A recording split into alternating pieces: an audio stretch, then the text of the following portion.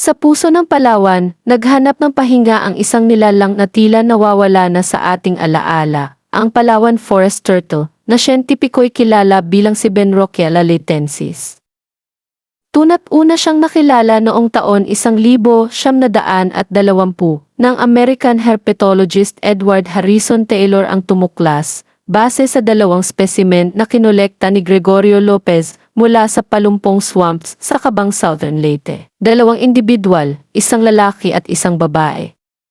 Ngunit sa kasamaang palad, nasunog ang mga spesimen na ito sa World War II nang bombahin ang Maynil. Paglipas ng maigit 80 taon, walang bakoko ang naitala o nakitang buhay. Inisip ng marami, tila tuluyan nang nawala ang species na ito. Hanggang sa 1988, may isang spesimen na nabili mula sa isang lokal sa Taytay, Palawan.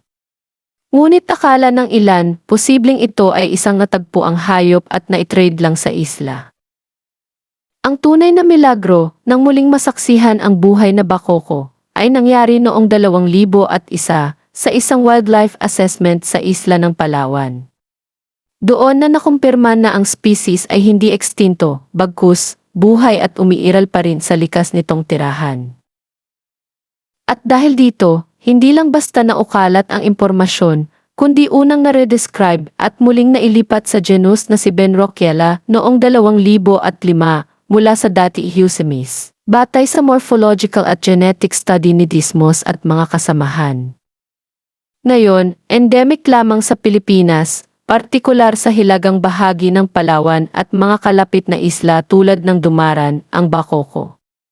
Hindi talaga siya mula sa Leyte, tulad ng unang inakala ng may akda, isang maling pagkakalokalisa lamang noon. Isang leon sa katahimikan, lumitaw na muli. At ngayong nabuhay muli ang pag-asa, nagmumulto na naman ang panganib. Noong 2015, naging sentro ng trahedya ang illegal wildlife trade, nang mahigit 3,800 bakoko ang nakumpiska sa Palawan. Karamihan sa mga ito ay nasa masamang kondisyon, may sugat, impeksyon at iba pang karamdaman. Ngunit sa tulong ng veterinary teams at conservation groups, na-rehabilitate ang 88% nito at naibalik pa sa kanilang natural na tahanan. Ngayon, kahit critically endangered pa rin ang bakoko, may dahilan ng magsaya. Noong Hunyo 24, 2018, unang nakitang na-hatch ng buhay sa pangangalaga ng Catala Foundation at Wildlife Reserve Singapore, isang maliit na hatchling na sumalamin sa Bagong Pag-asa at kamakailan lang. Noong Hunyo 1, 2025, ipinakawala ang ika-4 na batch ng captive bred ng mga bakoko sa Ligao, isang simbolo ng pagtityaga at paninindigan para sa survival ng species. Ang Palawan forest turtle, isang nilikhang nawala, natagpuan, muling lumanggoy patungo sa kinabukasan.